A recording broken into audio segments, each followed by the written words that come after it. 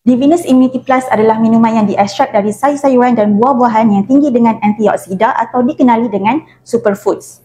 Ia adalah produk semula jadi yang dapat meningkatkan daya ketahanan badan, mengandungi multivitamins dan mineral, tinggi dengan polifenol serta mempunyai tinggi keupayaan untuk antioksida menyekat kerosakan radikal bebas.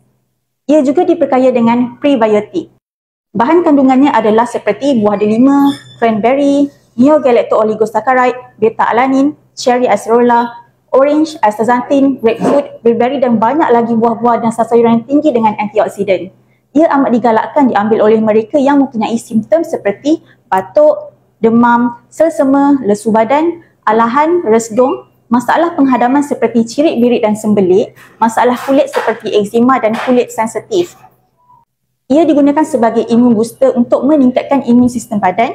Ia dapat menyokong kesihatan jantung dengan meningkatkan pengaliran darah dalam badan. Ia juga dapat merangsang kesihatan mata. Ia amat sesuai bagi mereka yang menghidapi jangkitan COVID dan influenza, boleh bantu untuk meringankan post-symptom juga.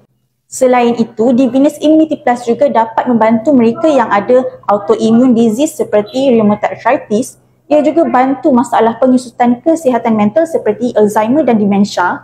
Ia bersifat anti-kanser dan anti-radang terutama pada kulit dan juga sendi. Di Venus Immunity Plus ini sangat sesuai untuk 12 tahun ke atas dan cara penyediaannya adalah dengan bancuh 1 ke 2 sachet dengan air 100 ml ke 150 ml dan sedia untuk diminum.